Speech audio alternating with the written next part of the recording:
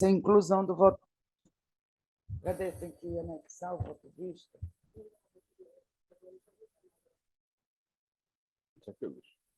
A secretaria errou, né? Porque não juntou, não foi juntado.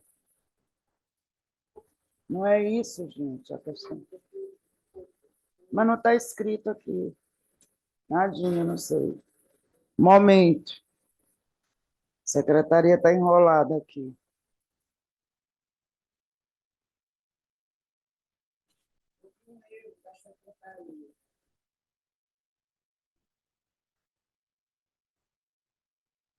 Vamos corrigir. Foi quem?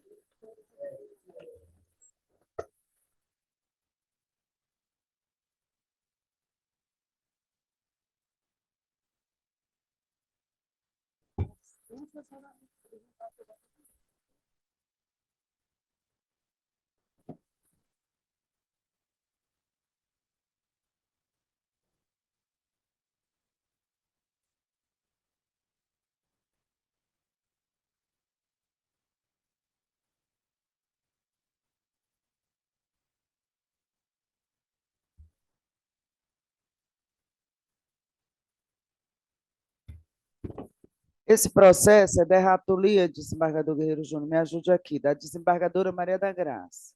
Eu pedi vista, certo? E antes de eu dar o meu voto vista, ou seja, faltou um voto no processo, ela incluiu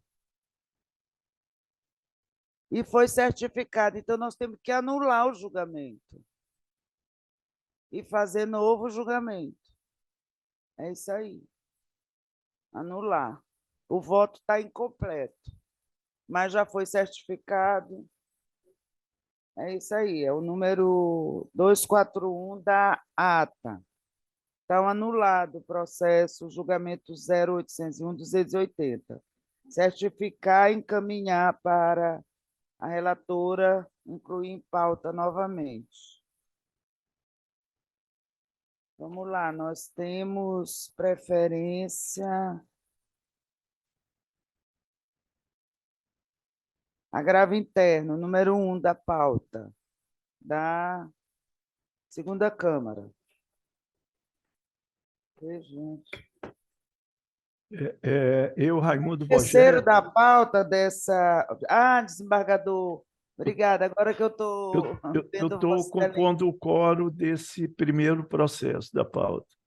Certo, bem-vindo, desembargador Raimundo Bogé. Só antes de anunciar a primeira preferência, quero adiar a apelação civil 37.771, terceiro da pauta, construtora com sucesso, apelado ao Estado do Maranhão. E número 4, também adiado, que é da relatoria da desembargadora Maria das Graças, ausente, justificadamente.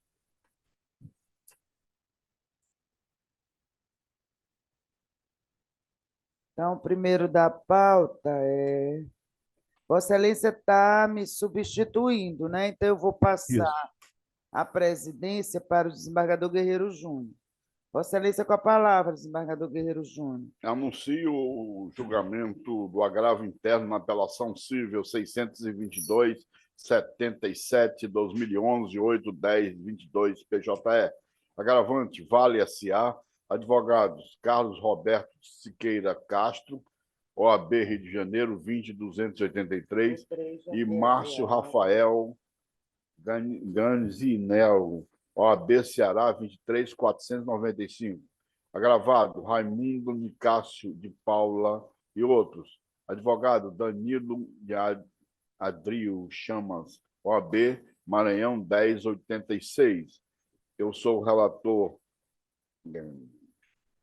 Fazer o relatório em homenagem aos advogados que aqui se encontram presentes. Agravo então, tem sustentação oral?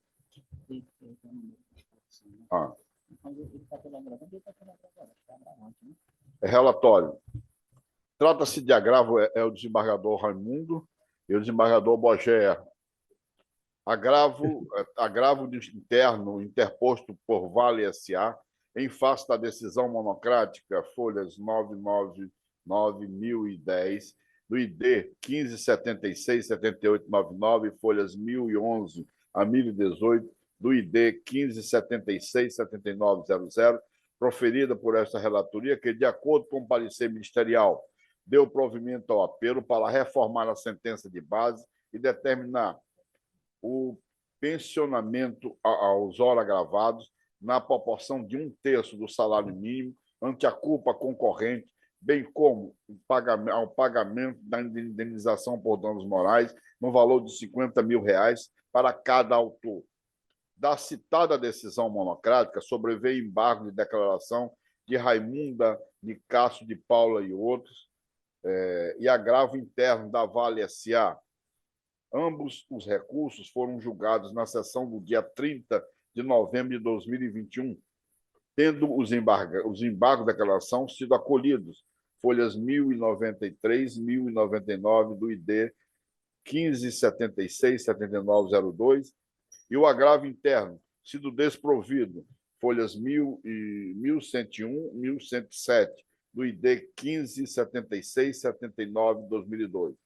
Nos acordos citados, sobrevieram o embargo de declaração de ambas as partes, ambos folhas 1114 e 1117 e folhas 1119 e 1128, ambos do ID 1576-7908, que sequer foram conhecidos em razão de suposta intempestividade, ID 1989-0205.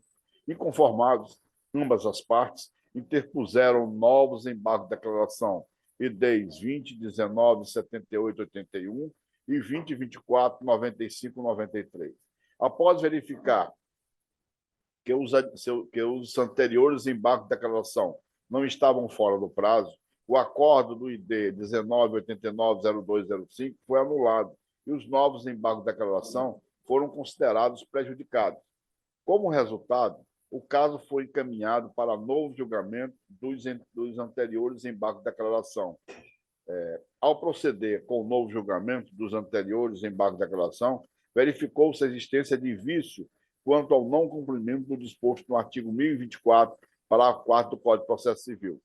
É que, caso o acolhimento dos embargos de declaração implique modificação da decisão embargada, o embargado que já tiver interposto outro recurso contra a decisão originária tem o direito de complementar ou alterar suas razões, nos exatos limites da modificação, o que não ocorreu. Desta forma, o acordo número 12, 83, 56 e 57, DJEN, folhas 1000 e 1100, 1101 e 1107, do ID 15, 76, 7902, foi anulado, e os embargos de declaração de folhas 1114, 1117, de folhas 1119 e 1128, ambos do ID 15, 76, 7908, foram declarados prejudicados. Com isso, abriu-se vista ao agravante para complementar ou alterar as razões do agravo interno, folhas 1029 e 1044, do ID 15, 76, 7900, e folhas 1045 e 1050, do ID 15, 76, 7901, nos exatos limites da modificação. Em suas razões, páginas 1029 e 1084, dos IDs 15, 76, 7900 e 15, 76, 7902, e complementação do ID 22, 21, 74, 58, o agravante suscita as seguintes matérias. A. Desconsideração de prova válida produzida nos autos, violação ao artigo 5º, inciso 55 da Constituição Federal.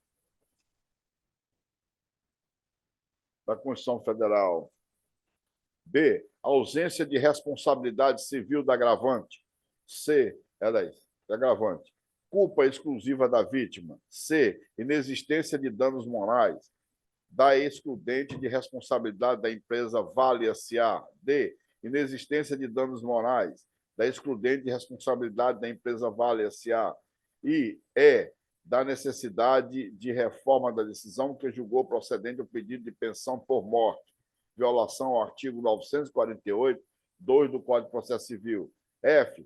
Da ausência de índice de correção monetária do erro matéria quanto à data do evento danoso, e G, da impossibilidade de majoração dos honorários advocatícios, contra razões, e D, 24, 78, 49, 37. Era o que cabia relatar.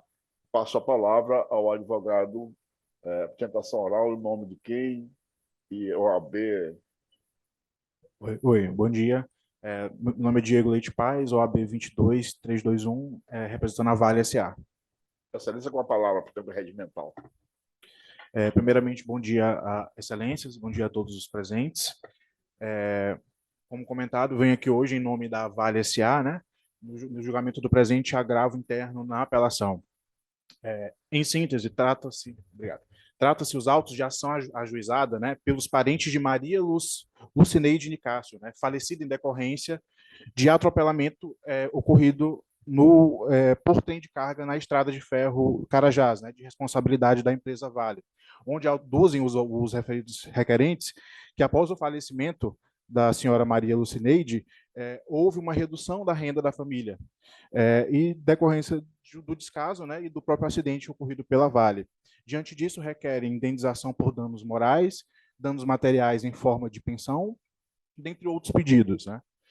Nos autos principais, em primeiro e sétimo primeiro grau, durante a instrução processual, além das provas, todas as provas juntadas, foi realizado oitivo de depoimento das partes, além de realização de uma prova pericial, qual seja uma inspeção judicial, onde ficou concluído que houve, que a autora, né, no caso a falecida, teria feito a travessia em local impróprio, assumindo assim o risco pela travessia, né, pela ocorrência do acidente. Por não ser um local habitado, assim como ser um local íngreme e de difícil acesso, né, e também havendo uma passagem de nível próximo ao local. Diante disso, foi julgado em sétimo primeiro grau improcedente os pedidos autorais, onde concluiu o magistrado pela excludente de responsabilidade, né, referente à culpa exclusiva da vítima pela ocorrência do acidente. Diante disso, foi apresentado pelos autores, né, ora recorridos, recurso de apelação, aduzindo em síntese que não era inexistente a questão de prevenção ao longo da ferrovia, assim como que o laudo realizado pelos oficiais de justiça, né, a inspeção judicial, não teria sido devidamente valorada na sentença, né. Devido a isso, o doutor relator deu provimento de forma monocrática à apelação, né, condenando a empresa Vale hora recorrente a indenização por danos morais no valor de 50 mil para cada um dos autores, além de uma pensão no valor de 1/3 do salário mínimo, né. Pois bem, como bem suscitado no recurso de agravo interno, a prova pericial realizada, qual seja a inspeção judicial, ela foi realizada por oficiais de justiça, né, sendo uma prova válida para demonstrar para o magistrado, né, que como se o magistrado estivesse presente, as condições do acidente, as condições do local do acidente onde ocorreu a fatalidade, né. E aqui eu gostaria de pedir a vênia apenas para ler a conclusão dessa inspeção judicial realizada, né, por esses oficiais de justiça. Aduz que, então, concluímos que uma pessoa em plenas condições físicas e mentais que tenta atravessar a ferrovia pelo local como do acidente, que é íngreme e de difícil acesso para a travessia, sabendo que mais à frente existe uma passagem de nível, bem como tendo ampla visão em um raio de aproximadamente 500 a 600 metros da aproximação da locomotiva, além de ouvir o barulho do trem, vulnera sua incolumidade física. Ou seja, os oficiais de justiça atestaram a exata condição do local do acidente, qual seja, próximo ao local existia uma passagem de nível, aproximadamente de 1.500 a 1.600 metros, ou seja, um local próprio para a passagem, devidamente sinalizado, há fotos disso nos autos, né, além de diversas outras provas. Também foi atestado que o local, né, onde há os trilhos, há um talude, né, que é onde realmente o trilho do trem, ele está a uma altura aproximada de 4 a 6 metros do nível do chão, ou seja, justamente para evitar a passagem tanto de animais como de pessoas, que é um local íngreme, justamente devido a essa questão. Foi também atestado por esses oficiais de justiça que, enquanto eles estiveram no local, entre 9h45 e 11h45, não foi visualizado nenhuma pessoa atravessando a ferrovia no local onde houve o acidente. Inclusive, também foi atestado que não há nenhuma residência ou nenhuma habitação no raio de 1.500 metros do trilho da ferrovia. Ou seja, tudo isso leva à conclusão de que a autora ela realizou a travessia em um local impróprio, um local onde não ocorre, onde não deve ocorrer nada disso, né?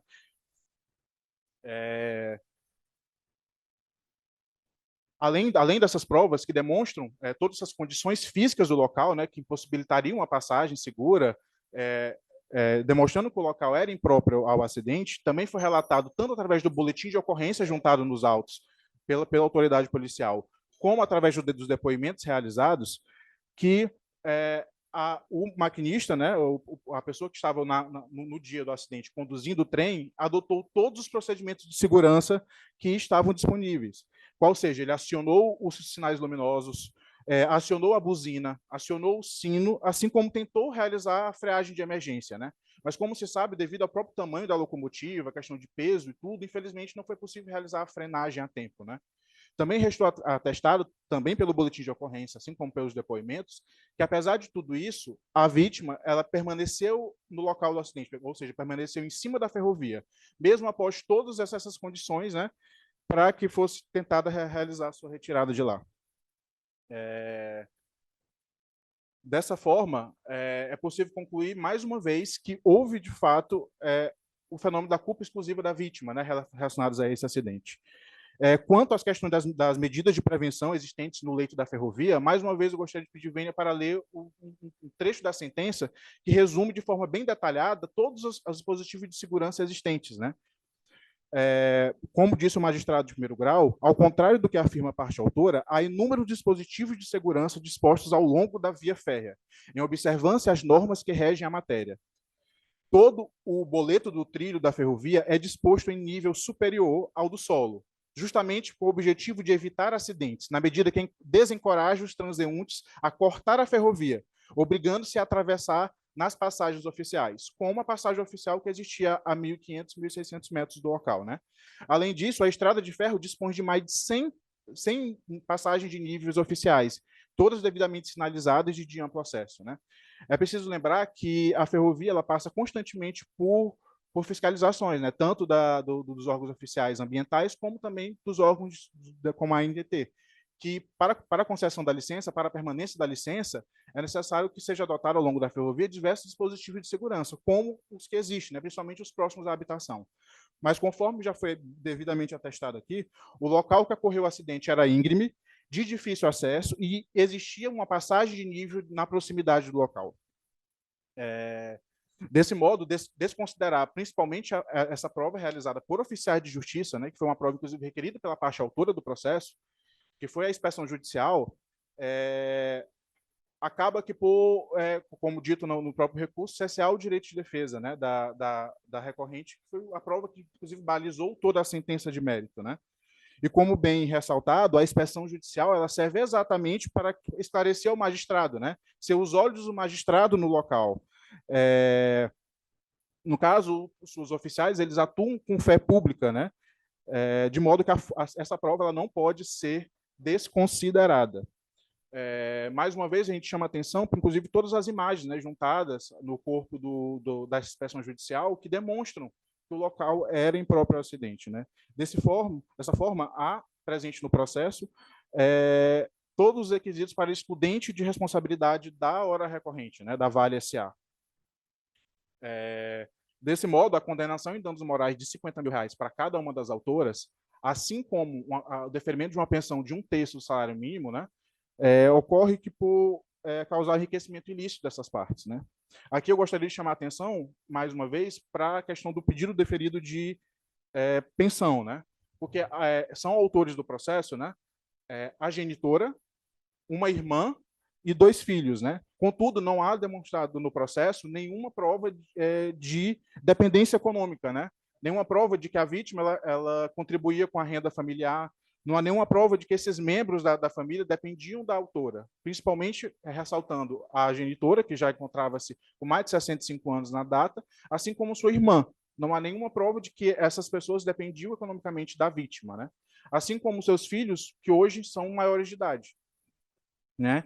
Diante disso, pugna a Vale pelo acolhimento do recurso, né? E a manutenção da sentença de base, né, de improcedência dos pedidos autorais. Contudo, caso esse pedido não seja acolhido, que seja revista a condenação de danos morais e materiais, né, principalmente relacionado ao quantum deferido. Obrigado.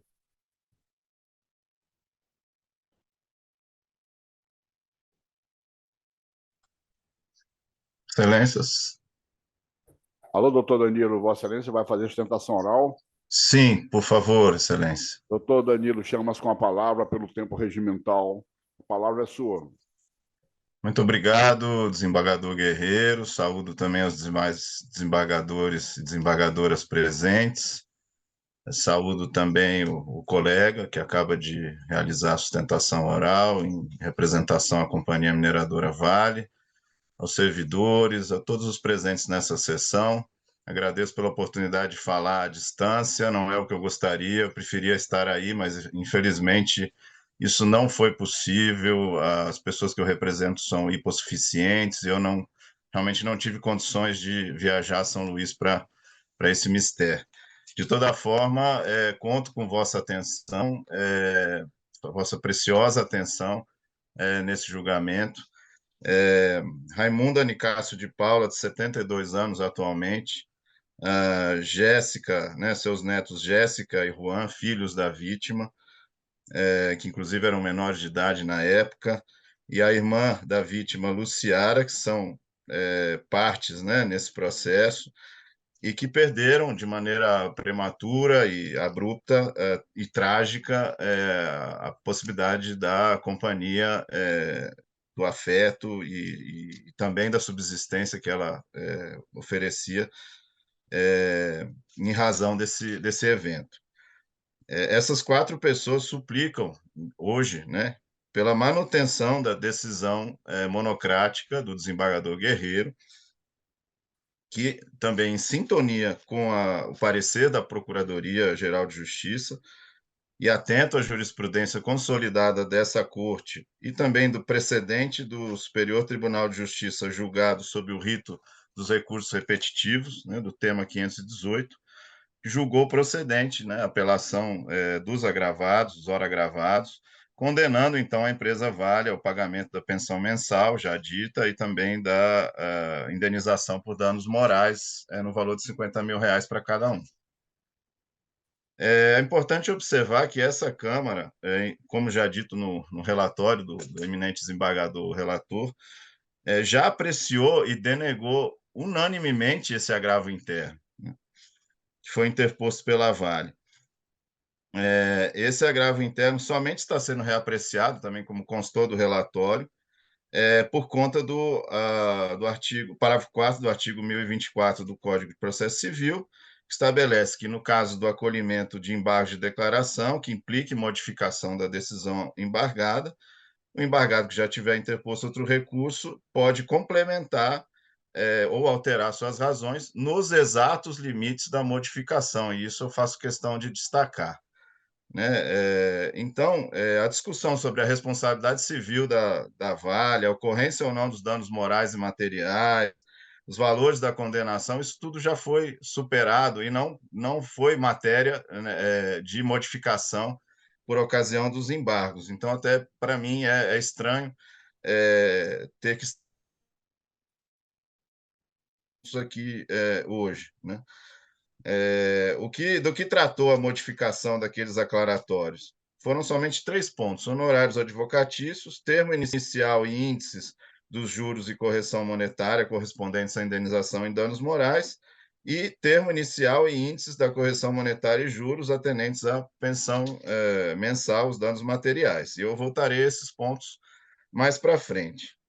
Então, no nosso entender, né, a parte de sanar essas omissões e decidir sobre esses pontos que quedaram pendentes, não há realmente razão para se rever a discussão sobre a matéria de fundo, né, responsabilidade da empresa, os valores da condenação, ocorrência dos danos.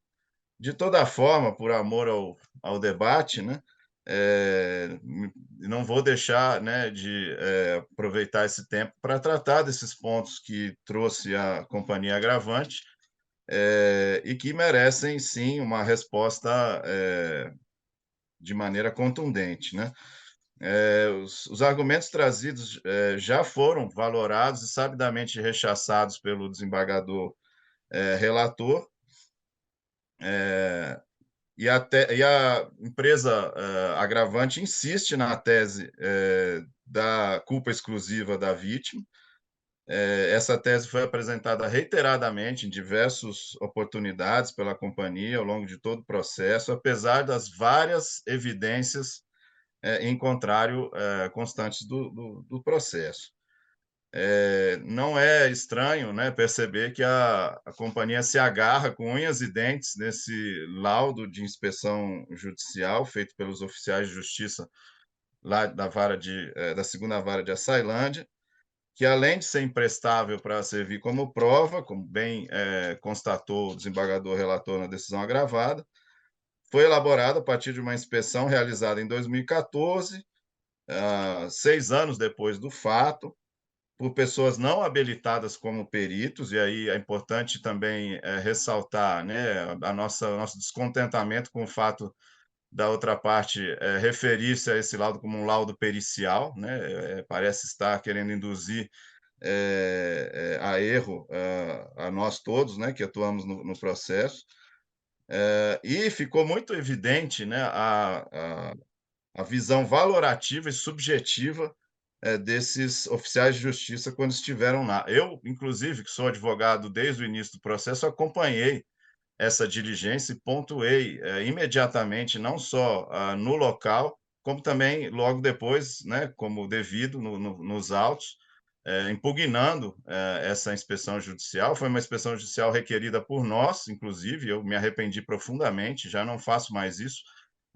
Quando o magistrado me indica que não vai ao local, eu realmente retiro esses pedidos, embora para nós seja muito relevante aproximar os julgadores da realidade dos fatos, né? E foi com essa intenção que nós apresentamos esse pedido, mas, infelizmente, o magistrado se fundamentou nesse laudo, nós já tínhamos interposto agravo retido, né, ainda na vigência do código anterior, e ele foi, não por acaso, acolhido pelo desembargador relator, e é por isso que nós insistimos nessa tese.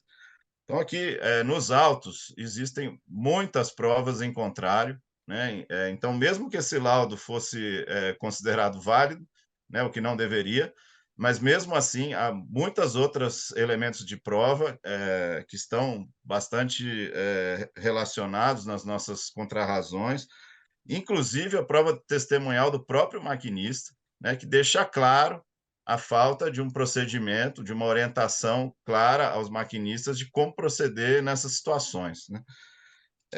Excelências, esses casos de atropelamento da ferrovia, eles são crônicos, né? Nós sabemos o quanto esse tribunal já enfrentou casos similares, é um problema grande, né? Ainda não resolvido, infelizmente. Eu trabalho, né, e faço esse trabalho a partir de uma entidade sem fins lucrativos, que está realmente preocupada com isso e buscando enfrentar esse problema de uma maneira completa ao longo de toda a ferrovia. São 900 quilômetros, né, desde o Pará até São Luís, e evidentemente isso precisa ser enfrentado e as consequências precisam ser sentidas por parte da companhia administradora da ferrovia.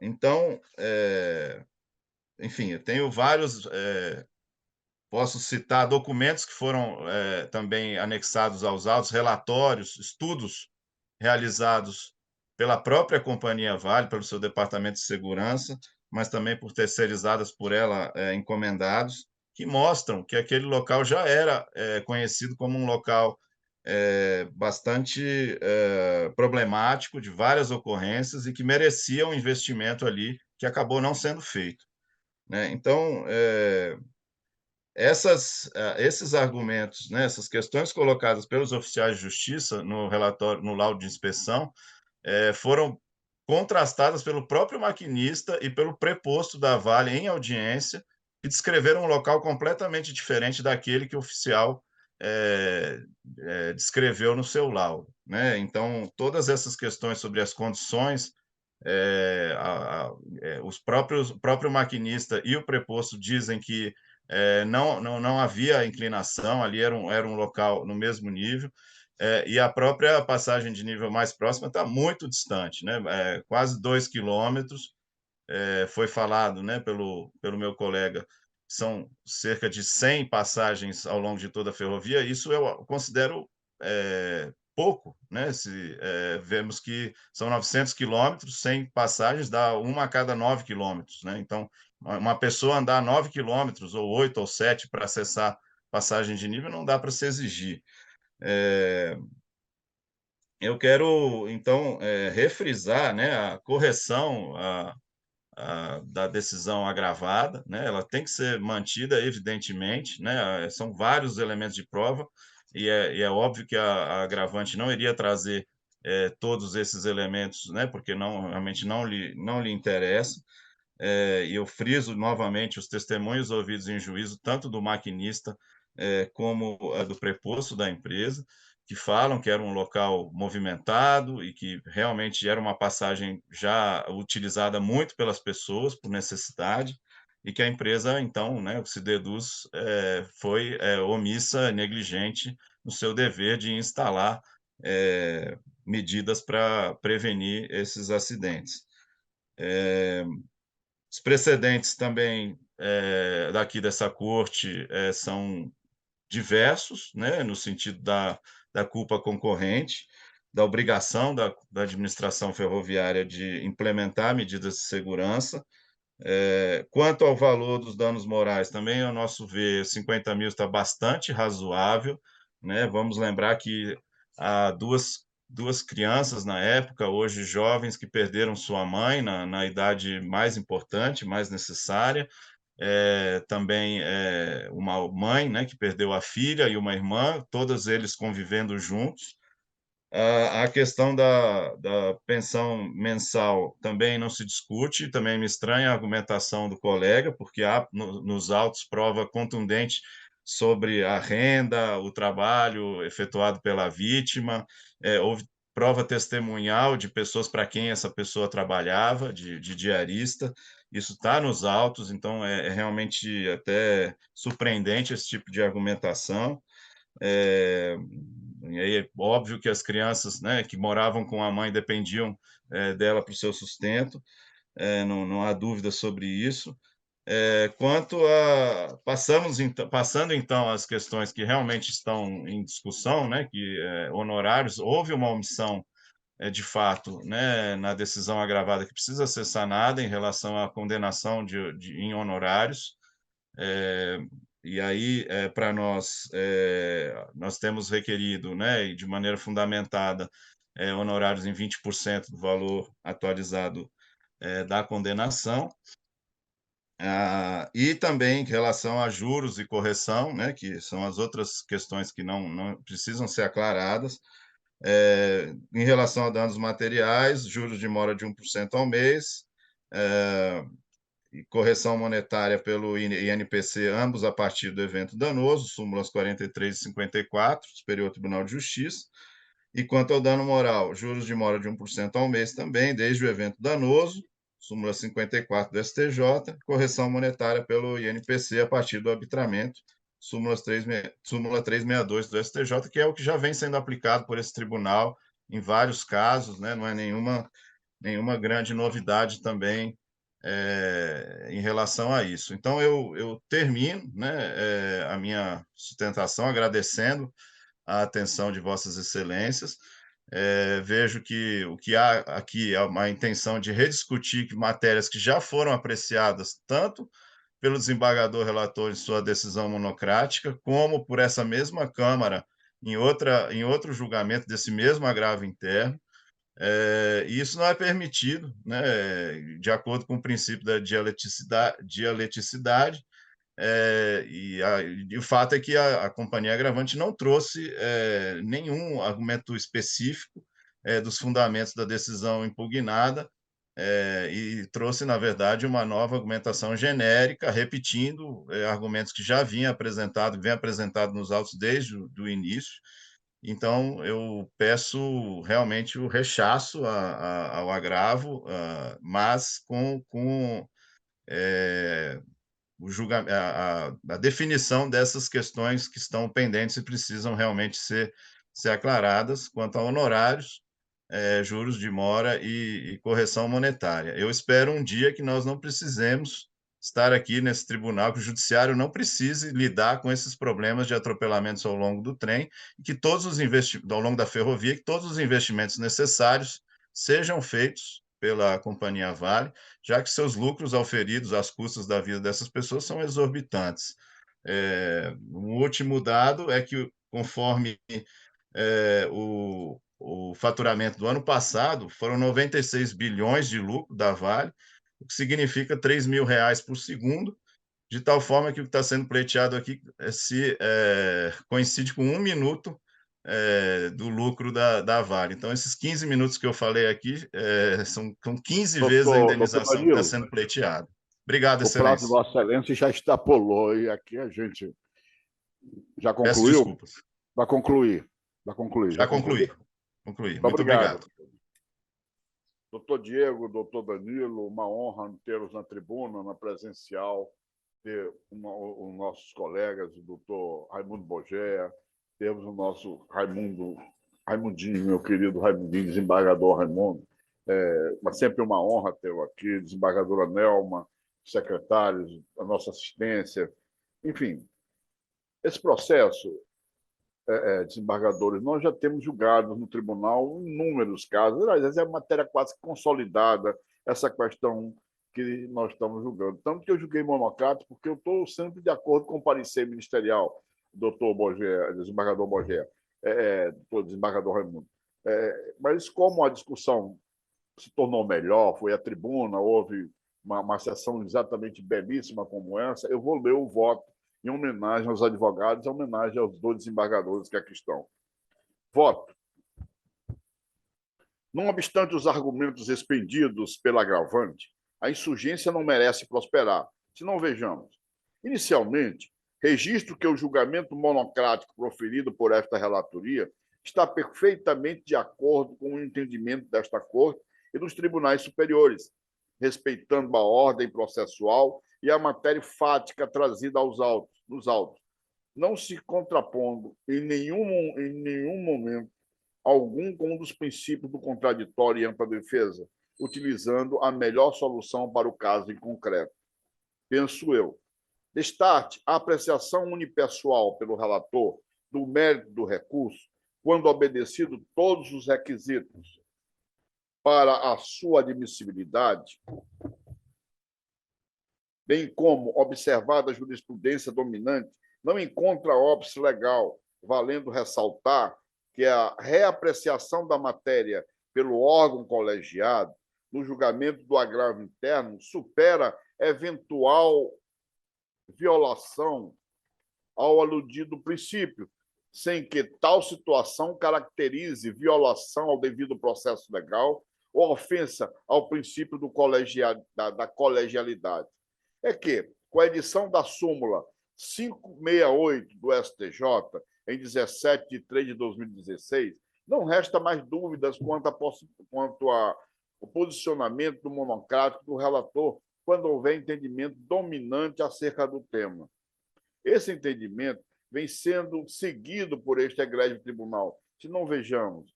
E aqui eu trago o desembargador Marcelo Carvalho Silva, onde ele diz: não viola o princípio da colegialidade, a apreciação unipessoal pelo relator do mérito do recurso nos termos do artigo 557 do Código de Processo Civil 73, atual 932, 4 do novo Código de Processo Civil 2015, quando obedecido todos os requisitos para a sua admissibilidade e observada a jurisprudência dominante do Superior Tribunal de Justiça e do Supremo Tribunal Federal e do Superior Tribunal de Justiça.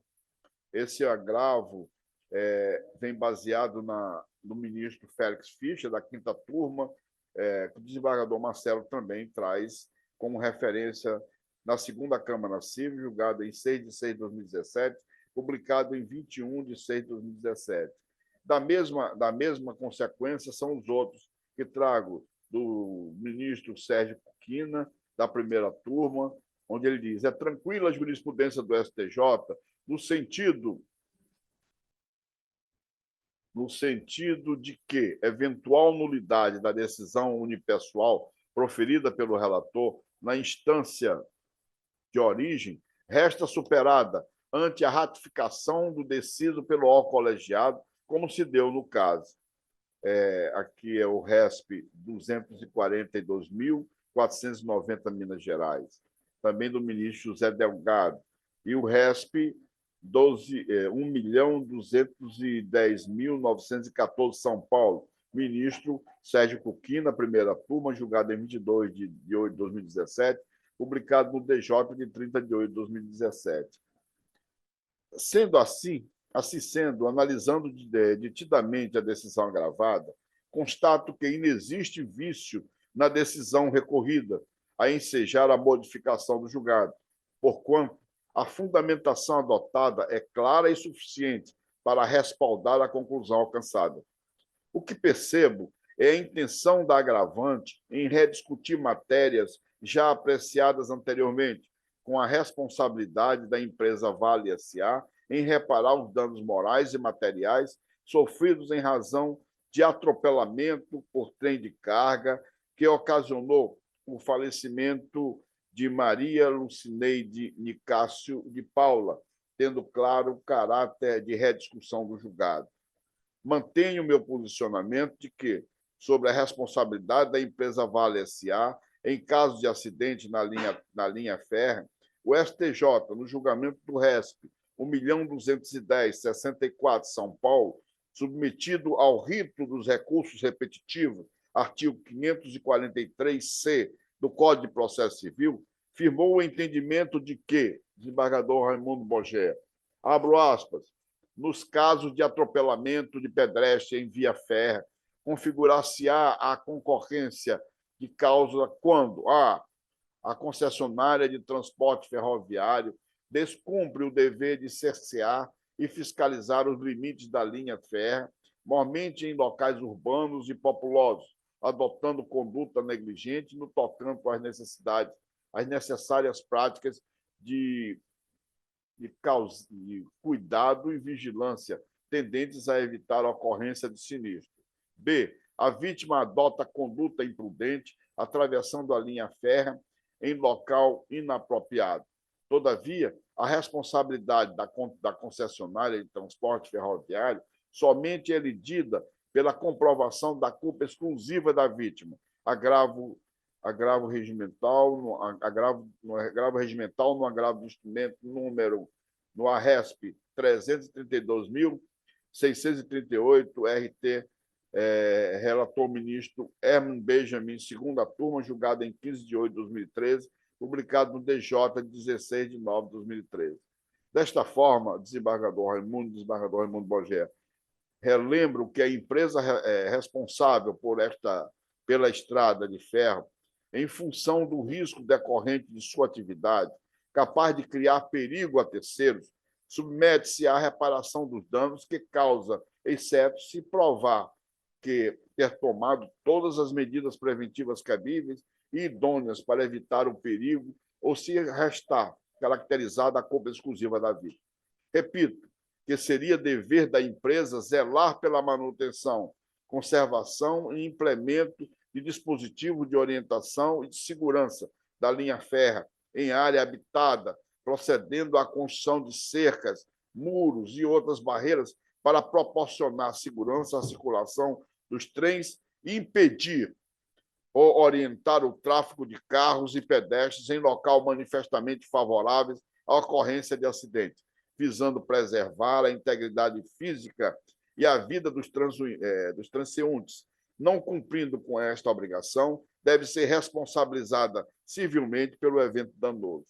Firme nas razões que o regulamento dos transportes ferroviários, decreto número 1832, de 1996, disciplinou a segurança nos serviços ferroviários, impondo às administrações o cumprimento de medidas de segurança e regularidade de tráfego, bem como a adoção de medidas de natureza técnica administrativa, de segurança e educativas destinadas a prevenir acidentes. Do mesmo modo, atribuiu-lhes a função de vigilância, inclusive, quando necessário, em ação harmônica com a autoridade policial, com as autoridades policiais. Relembro que restou demonstrado que os autores, ora agravados, tiveram uma grande perda com a morte da filha, mãe e irmã, e, embora não se possa mensurar esse sentimento, é admitido, por normas vigilantes, a compensação pecuniária. Portanto, não havendo no agravo interno argumentos capazes de infirmar os argumentos que alicerçaram a decisão agravada, enseja o seu não provimento, nos termos da uníssona jurisprudência do Egresso Superior Tribunal de Justiça. Agravante não apresentou argumentos novos capazes de infirmar os fundamentos que alicerçaram a decisão agravada, razão que seja negativa de provimento ao agravo regimental. Ministro Nef Cordeiro, da 6ª Turma, julgado em 14 de 4 de 2015, publicado no DJE de 24 de 4 de 2015. Por fim, de acordo com a jurisprudência desta Corte, haverá fixação de honorários advocatícios recursais nos termos do artigo 85, parágrafo 11 do Código de Processo Civil de 2015, quando atendidos os seguintes requisitos cumulativamente. A publicação da decisão recorrida se dê a partir de 18 de 3 de 2016, momento em que entrou em vigor o Código de Processo Civil de 2015. B. O recurso não for conhecido integralmente ou não provido monocraticamente pelo órgão colegiado. E C. A condenação em honorários advocatícios desde a origem do feito em que interposto o recurso. Nesses termos, agravo interno, um agravo de recurso especial, processo civil, plano de saúde, realização de exame, recurso indevido, recusa indevida, ato ilícito, danos morais, indenização, conjunto fático probatório nos autos, valor arbitrado, reexame, súmula número 7, honorários, majoração, possibilidade. Nos termos do parágrafo 11 do artigo 85 do CPC de 2015, a majoração dos honorários advocatícios se dará quando ocorrerem simultaneamente as seguintes situações. A publicação da decisão recorrida se der a partir de 2000. São as características. Isso aqui foi relatado pelo ministro Ricardo Vilas Boas Coelho, 3ª Turma, julgado em 11 de 11 de 2019, publicado no DJE de 21 de 11 de 2019. Outro sim, nos termos do entendimento jurisprudencial firmado por este coleno tribunal, aspas, procede-se à fixação de ofício dos honorários recursais quando o julgamento do agravo interno ou dos embargos de declaração, no caso de a decisão monocrática, for omissa no ponto, por se tratar de matéria de ordem pública, precedente da 2ª sessão do STJ no EDCT-CL, embargo de declaração no agravo de instrumento, no embargo de declaração no RESP 1.681.785, Minas Gerais, relator ministro Marco Aurélio Belize, 3ª Turma, julgado em 18 de 5 de 2021 e publicado no DJE de 24 de 5 de 2021. Nesse sentido, Sua Excelência assim se manifesta. É assente nesta Corte Superior que a mera transcrição de emendas e certo, desprovido de realização do necessário cortejo analítico, que evidencia a similitude fática entre os restos comprovados, mostra-se suficiente para comprovar a divergência jurisprudencial ensejadora da absolvição da via recursal eleita. Cabíveis honorários recursais, mas não aplicados na decisão monocrática, podendo o colegiado majorar a verba sucumbencial ao negar provimento ao agravo interno, inclusive de ofício, agravo interno desprovido, a GINT no ARESP 1.833.017, Minas Gerais, relator ministro Marco Belize, 4ª Turma, julgado em 21 de 6 de 2021, publicado no DJE de 1.001 de 7 de 2021. Trago também no ARESP 1.297.975, Paraná.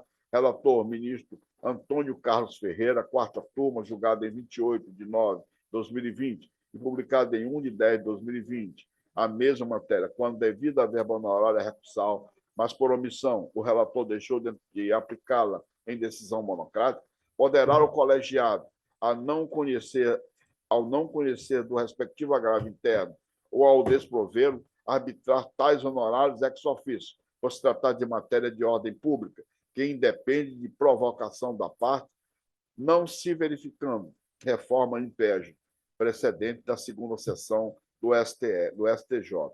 Portanto, senhores desembargadores, meu amigo Raimundinho, meu desembargador Raimundo, desculpe, Raimundinho, porque nossa ligação é muito grande e a gente... E meu querido desembargador Bogé, portanto, preenchidos os requisitos acima delineados, acolho em parte o pedido formulado por Raimunda Nicásio de Paula e outros, em suas contrarrazões de agravo interno, ID 2478, 49, 37, para fixar os honorários em 20% sobre o valor da condenação a ser suportado exclusivamente pela parte oral recorrente. Do exposto, nego provimento ao agravo interno, os termos do fundamento supra, e é como eu voto e consulto ao meu querido desembargador Raimundo Barros. Como vota?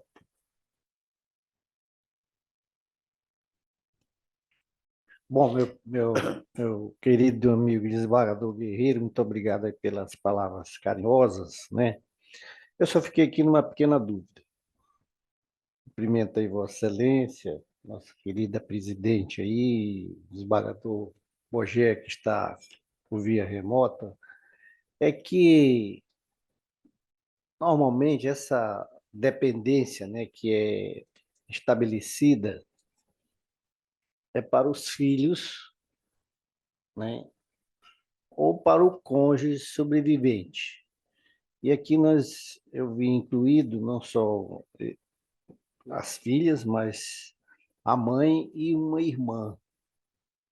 Não sei se nós não precisaríamos fazer aí um ajuste nessa dependência, né? Em relação ao acidente, assim, ainda há alguns pontos que poderíamos discutir, mas acho que a empresa, pela própria atividade que ela exerce, né, ela tem a responsabilidade. E é o que eu entendi, Vossa Excelência considerou a culpa concorrente, tanto da vítima quanto da empresa, porque a vítima, de qualquer forma, ela fez uma passagem, né, num local que não era o local indicado, né? Muito bem. Então, se me for permitido, eu faria aqui um ajuste. Eu retiraria a dependência em relação, porque assim, em termos de previdência, né, automaticamente os filhos são dependentes, principalmente de menor idade. Agora, a avó e uma irmã, eu acho que aí nós estaríamos ampliando essa dependência sem uma comprovação, porque os filhos você não precisa provar. Não, pode até ter, mas precisa comprovar. Porque, por exemplo, prefeito de receita, prefeito de dependência, imposto de renda, eu posso ter uma irmã que seja minha dependente, mas eu preciso provar por que ela é minha dependente. Mas o filho, não. Basta eu provar que é filho até a idade de 24 anos, que automaticamente é aceito. Então, a minha ideia, a minha sugestão era que nós destinássemos essa pensão apenas para essa condenação apenas para os filhos. Desembargador Bogé, Vossa Excelência só está escutando aí, Olha, não fala nada? Não, eu estou escutando, é porque eu estou com esse fone que deu defeito à minha câmera, e eu não consigo falar que ninguém ouve. Aí eu tive de usar esse microfone que é extremamente incômodo, que aquece e tudo, mas estou ouvindo perfeitamente. O desembargador Guerreiro estava colocando alguma coisa. Desembargador Raimundo Bogé, aqui julgamento do STJ, o recente. Dependência econômica familiar é presumida em caso de acidente com morte. A primeira turma do Superior Tribunal de Justiça entendeu que, quando reconhecida a responsabilidade estatal por acidente com morte em rodovia, é devida indenização por danos materiais ao cônjuge e aos filhos menores da vítima, pois a sua dependência econômica é presumida. Sim, quanto a isso estamos de acordo.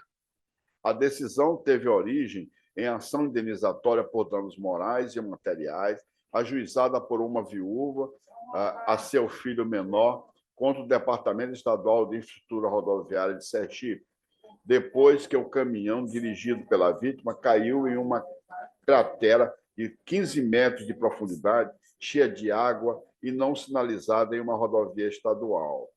Em primeira instância, a ação foi julgada improcedente sob o fundamento de que o acidente teria decorrido das chuvas. Desembargador Guerreiro, uma parte. A dúvida do desembargador Raimundo Barros é se a avó está representando os menores, é porque, em consequência, ela presume-se, representante legal. O que ele está perguntando é se ela realmente é legalmente a representante legal, porque não tem pai nem mãe. Aí, claro que é a avó. Ela é representante legal delas.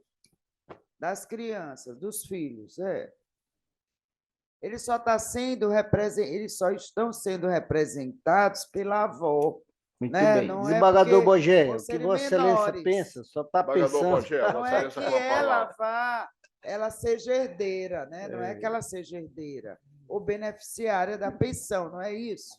Sim, mas é a ela está como representante beneficiária. também, Também. É esse o meu questionamento.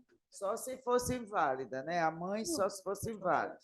É exatamente o que eu estou dizendo. Eu acho que nós deveríamos ajustar para os filhos menores. Sim, concordo. Não tem nenhum problema da minha parte.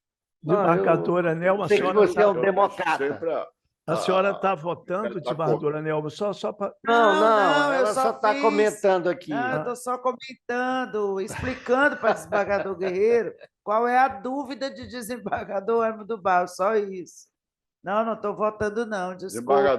Desembargador, Vossa Excelência com a palavra, desembargador Bogé. Antes, eu só queria ver preencher talvez uma lacuna, desembargador Guerreiro, no sentido dos juros legais e a correção monetária. Eu não prestei atenção ou o senhor foi silêncio, porque o advogado pediu que fosse fixado o momento de incidência, tanto dos juros legais quanto da correção monetária. Depois eu parto para essa outra discussão.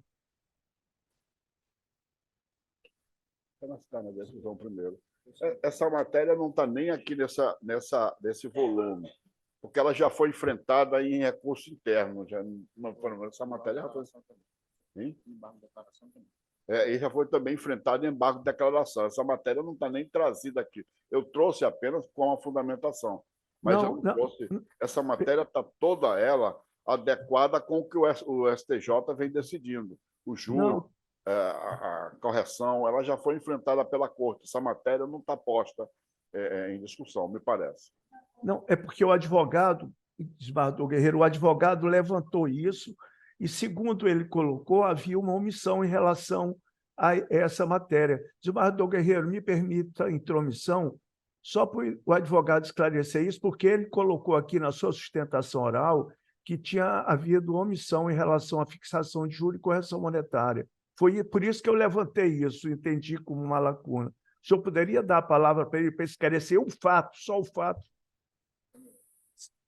Vossa Excelência com a palavra, 5 minutos. Oi, estou me ouvindo, né? Então, Excelência, faz parte também do recurso, acontece que, como a sustentação seria muito extensa, né, eu queria abordar mais os pontos do acidente, foi comentado pelo nobre outro colega, mas faz parte do recurso, no ponto 4.5 do agravo interno, né, a questão de uma ausência de índice de correção relativa aos danos morais e também um erro material quanto à data do evento danoso, né? Se me permite aqui, teria sido apontado, né, que o dano teria ocorrido no dia 5/3/2006, enquanto que o acidente, na verdade, ocorreu no dia 22 de fevereiro de 2008, né? Então, faz parte do agravo interno. Desembargador Guerreiro, e a outra parte, só para Eu vou esclarecer a conceder a questão de palavra ao fato, não é doutor para Danilo. debater mais nada. Não, excelência, eu Doutor, realmente... Desembargador Raimundo Bogé, vamos conceder a palavra ao doutor Danilo, já que nós concedemos para um, mesmo prazo, 5 minutos, para formar um contraditório bem e o julgamento ser perfeito. Doutor Danilo, Vossa Excelência com a palavra sobre exatamente esse ponto que o desembargador Bogé levantou e que é parte do tribunal. Muito obrigado mais uma vez. Obrigado também ao desembargador Bogé por levantar a questão. Realmente é necessário um esclarecimento sobre isso, porque foi objeto de embargos nossos já no passado, um desses embargos que acabou não sendo apreciado. Então, para nós é importante, para não gerar outros embargos, né, no futuro, sair hoje daqui com uma definição sobre os juros e a correção, tanto o índice adotado, como também termo inicial, e também a questão da pensão, o termo final, né, da pensão, até quando e se há direito de acrescer. Foram pontos que já trouxemos antes, e que é importante para nós sair com isso definido para podermos passar a fase de execução com tudo isso já bastante solucionado. Eu agradeço mais uma vez a atenção de vocês. Eu realmente isso já foi levantado no passado, mas ainda falta uma definição.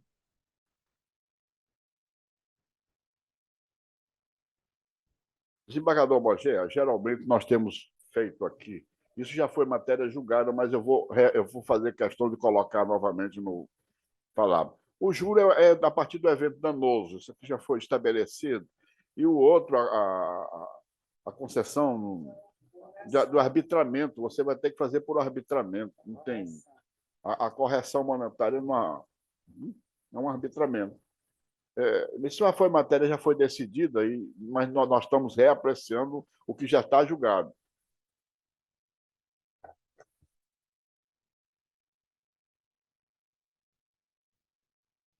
Então, o juro legal é de 1% ao mês, porque esse acidente foi do Código Civil anterior, ou do Código de Processo Civil anterior, e ele vai modificar, porque se foi antes do Código Civil, processo civil atual está vigendo, o juro vai ser de 0,5% ao mês, o juro legal.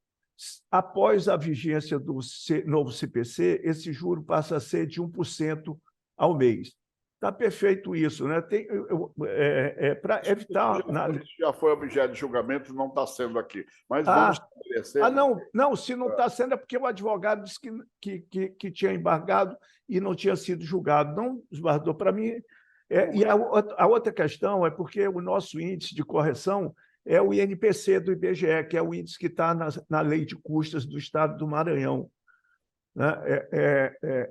Existe é o INPC e IBGE que se aplica aqui normalmente, viu? Isso. Está, inclusive, já incluído tanto nos embargos como na decisão passada. Perfeito, então, Osvaldo. Me desculpe essa intromissão, mas que os dois advogados alegaram isso e eu fiquei sem saber, porque eu não participei do julgamento anterior. Bom, em relação ao agravo regimental, em princípio, eu não vi nenhuma colocação diferente ou uma distinção, porque o embargo regimental ele tem para modificar o julgado, o advogado tem que trazer fatos novos ou distinções que não constaram do julgado objeto do agravo, do julgado monocrático objeto do agravo. Pelo que eu entendi do seu extenso e bem colocado relatório, não houve nenhum fato novo em relação a esse agravo regimental. Eu tenho só agora, em relação com o que o desembargador Raimundo colocou aí, eu já julguei aqui casos similares. Primeiro, eu entendo que a empresa realmente falhou. Ela que deveria ter colocado proteções, etc., para evitar que pessoas ultrapassassem a linha férrea. Em segundo lugar, essa que não pode ser chamado de perícia, porque o oficial de justiça, primeiro, que não foi feito com os requisitos da perícia, segundo, que o oficial de justiça não tem conhecimento, então não se pode ter como prova essa diligência dos oficiais de justiça, né? Apesar deles terem fé pública, mas não para esse mistério, porque eles não têm a formação adequada para esse mistério. E em relação ao fato também dessa vistoria, ela foi feita bastante tempo depois que ocorreu o fato. Então, ninguém sabe sequer se a situação tinha sido modificada da data do acidente e até... Então, eu concordo plenamente na culpa exclusiva da empresa Vale do Rio Doce para esse efeito dessa indenização. Em relação ao pensionamento, eu tenho também que já julguei nesse sentido, porque, inclusive, do meio rural, os tribunais, inclusive o STJ, têm se posicionado que os pais, presume-se a dependência dos pais em relação aos filhos, assim como a presunção dos filhos em relação à mãe.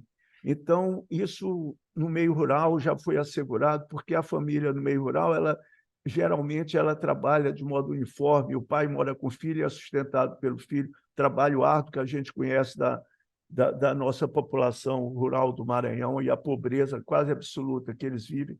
Então, existe uma interdependência. Eu acho que a mãe também é dependente da filha, concordo plenamente, assim como os dois filhos da vítima, né? Que estão sob os cuidados agora da avó, mãe da falecida. Então, eu compreendo.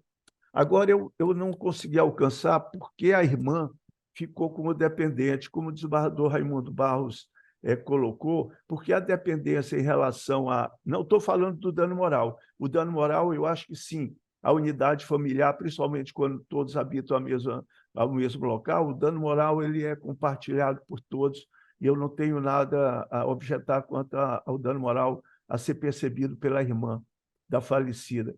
Mas, em relação ao pensionamento para a irmã, também me causou espécie, desembargador. O senhor pode me esclarecer o porquê desse pensionamento para a irmã da vítima, dentro dos autos? Porque eu não examinei os autos, eu não posso...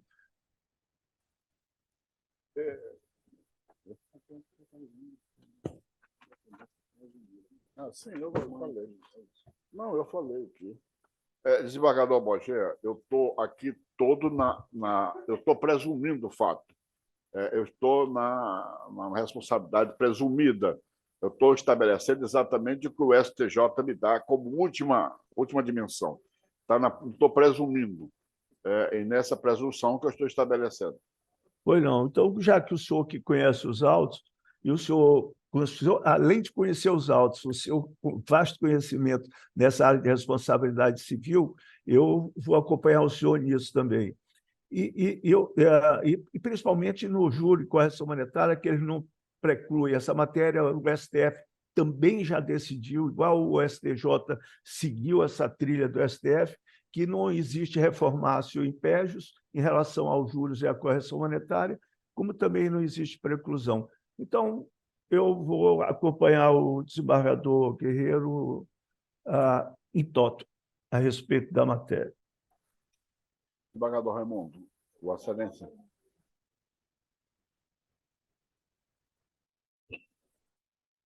Bom, senhor relator, eu continuo entendendo que não há relação de dependência. Eu acho que o julgamento para os filhos é razoável, é equilibrado, mas em relação a outros membros da família, os julgamentos que eu tenho constado é de que precisa provar essa dependência. Se ela não está demonstrada, então não há como estabelecer isso assim por presunção. Então, nesse ponto, apenas nesse ponto, eu vou pedir vênia a Vossa Excelência e vou discordar. Então, a gente vai estender o quórum, né? Vamos. Não, aí é parcial. É parcial provimento, mas... Sim, seria parcial provimento.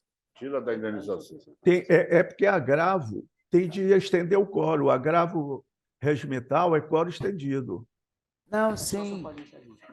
Mas é porque ele está discordando só parcialmente, é isso. Então, desembargador Bogé, Se Vossa Excelência quiser adaptar, eu também adapto. Vai tirar Não, não para é poder fazer um Bogé, julgamento. desembargador Raimundo Barros. Vossa Excelência pode adequar, é só nessa questão.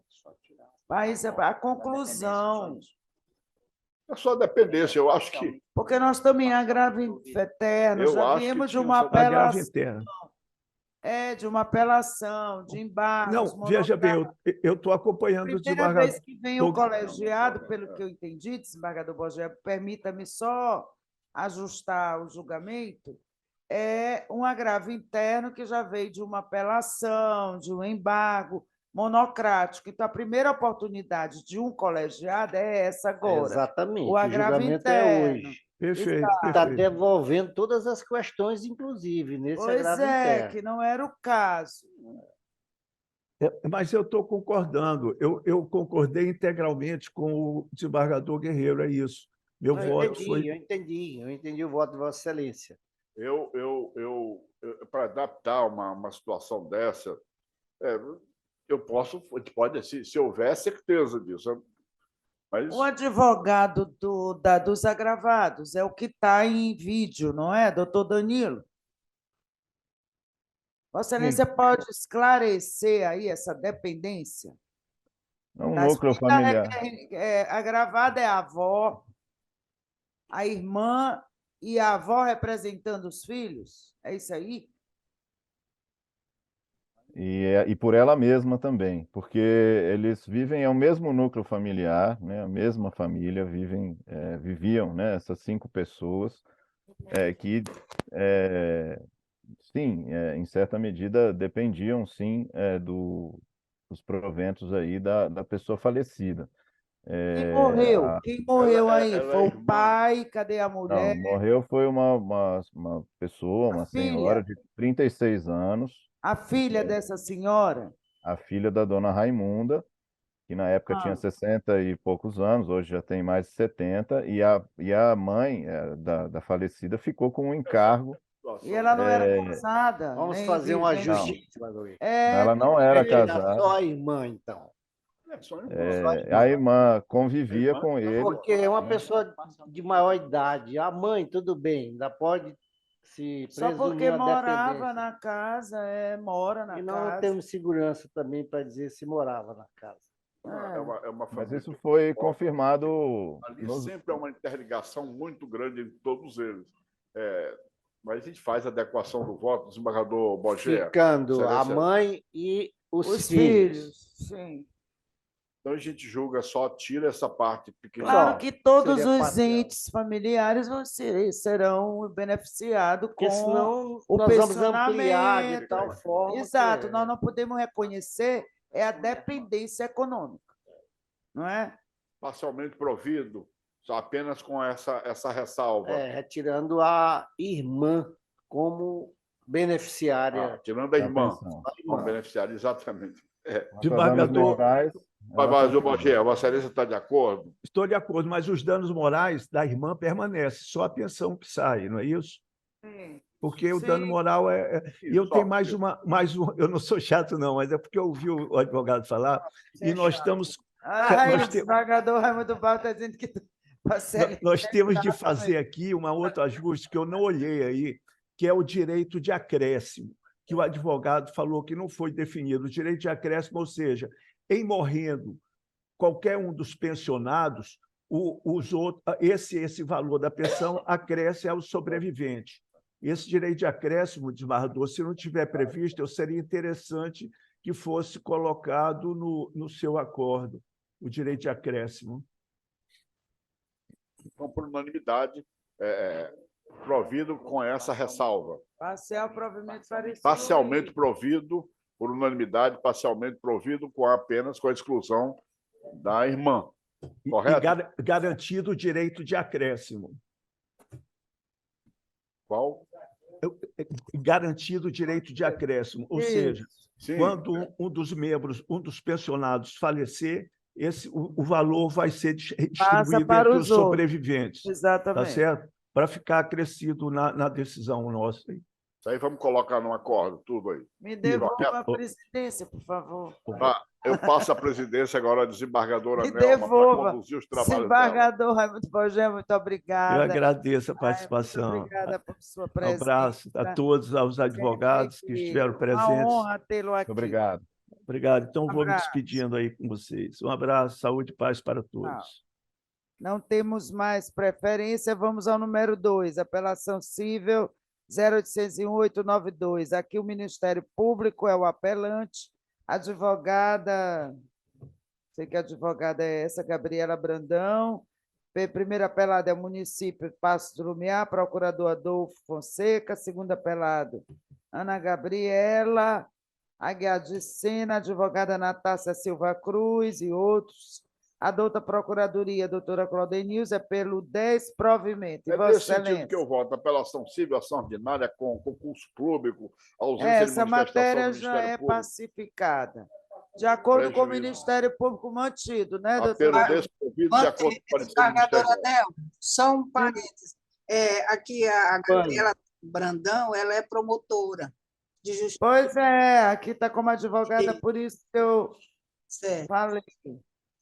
Manter o parecer. Promotora. É, a promotora. Ok. Então, unanimemente, negado provimento ao apelo nos termos do voto do relator, de acordo com o parecer ministerial. O último da pauta da segunda Câmara é a apelação cível 3.509. Está com o pedido de vista do desembargador Raimundo Barros, que estava Presidente, substituindo. eu não vou apresentar esse voto hoje, não. Já Vai demorou adiar, né? muito aí. Vai na demorar. todos os próximos, vai demorar. Então, Vossa Excelência vai adiar novamente. Então, adiado a pedido do relator. Apelação 3.509, apelante Estado do Maranhão e apelado Remoel Engenharia Limitada. Ok, Presidente, só desembargador. faço um registro, é que esse processo, se É- físico, seriam 20 físico, volumes. Certo. No Na mínimo. outra E sessão eu não tinha foi... conhecimento do processo. Então, ok. eu venho tentando, dentro da minha atividade Certo. diária de trabalho, ir tomando conhecimento dos documentos, Certo. fazendo um levantamento. Então, não tem sido Vamos ato à muito pauta simples. agora da primeira Câmara de Direito Privado. Essa pauta aqui é só aquelas questões de consignado. Aqui o número 1, onde tem Procuradoria, resiste-se, leia-se, Banco Bradesco. Então, bem. nós temos aqui o voto do desembargador, a pauta é do desembargador Antônio Guerreiro Júnior, contra o parecer, doutora Domingas, porque a doutora Sandra Elof, ela sempre adequa, porque isso foi modificado pelo IRDR. Os contra aqui diz respeito só à procuração, né, desembargador? Não é? Os contra não é sobre a questão da procuração. Vossa Excelência tem um entendimento diferente, doutora Domingas? Que a doutora Sandra, ela adequa. Qual é o primeiro, desembargadora Nelma? Não, é o 6º, 7º e número 11. É a respeito das procurações, é isso? É, aquele prazo que julga extinto. Ah, tá. Se for O doutor Raimundo Nonato, na sessão passada, sim. até colocou que ele já está modificando o entendimento Ah, sim. dele Se- em relação a essa questão. Da procuração. Contra a extinção do processo por falta Não, tá tudo de de acordo. juntada da Tá. procuração. Desembargadora Nelma, nesse caso eu vou adequar. Vai adequar, então, Se vão for ser de acordo. isso. Ok.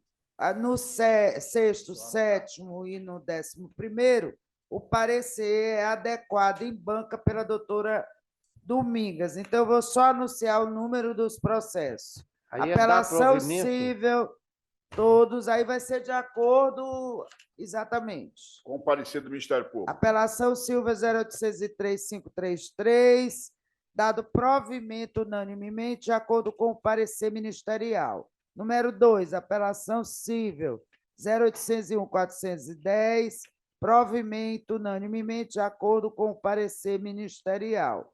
Assim como número 3, apelação cível 0800-083, provimento unanimemente de acordo com o parecer ministerial. Número 4, Apelação cível 0801-550, dado provimento de acordo com o parecer ministerial. Número 5, apelação cível 0803-603, dado provimento de acordo com o parecer ministerial. Número 6, dado provimento de acordo com o parecer, apelação cível 0805-518, unanimemente pelo provimento de acordo com o parecer ministerial. Número 7, apelação cível 0803-273, dado provimento de acordo com o parecer ministerial. Número 8, apelação cível 0802-173, dado provimento de acordo com o parecer ministerial. Número 9, apelação cível 0805-232, apelo desprovido de acordo com o parecer ministerial. Número 10, apelação 0812-858, dado provimento unanimemente de acordo com o parecer ministerial, bem como número 11, apelação cível 0801-283, unanimemente dado provimento de acordo com o parecer ministerial. Número 12, apelação cível 0803-238, apelo desprovido de acordo com o parecer ministerial. Número 13, apelação cível 0802-018, apelo provido unanimemente de acordo com o parecer ministerial. 14º, apelação cível 0800-128, apelo provido unanimemente de acordo com o parecer ministerial. Número 15, apelação cível 0802-013, apelo parcialmente provido de acordo com o parecer ministerial unanimemente. 16º, apelação 0800-093, apelo desprovido unanimemente de acordo com o parecer ministerial. 17º, apelação cível 0801-080, apelo provido unanimemente de acordo com o parecer ministerial. 18º, apelação cível 0801-396, apelo provido de acordo com o parecer ministerial. 19º, apelação 0801-248, apelo provido de acordo com o parecer ministerial. E, por último, 20º, apelação cível 0800-945, apelo provido unanimemente de acordo com o parecer ministerial. Antes de encerrar, nós temos o sorteio por coro estendido do agravo interno 0818-066, Canópolis Construções versus Luzimar Teixeira. Relatoria desembargador Guerreiro Júnior, que conheceu e negou provimento ao recurso, acompanhado da desembargadora Nelma, contra o voto divergente da desembargadora Maria das Graças, na sessão do dia 6/6 a 13/6, a virtual. Então, foram sorteados desembargador Douglas, né, e desembargador Tairone. Desembargadora Nelma, antes de Vossa Excelência encerrar, ampliado. eu queria só fazer uma comunicação. Terça-feira eu não vou poder estar presente presencialmente. Certo. Eu não sei nem se vou poder participar por videoconferência. Mas, se puder, eu participo por videoconferência. Mas eu acho que não vai ser possível. Pelo menos 2 semanas. Eu já avisei aqui a secretaria. Ok. Tá bom? Eu queria só comunicar aqui. Então, nada mais havendo, agradeço novamente a presença do desembargador Raimundo Barros. Desejo a todos Muito bem. Bom dia. Prazer estar com e uma o senhor. boa tarde. Um abraço. Tchau.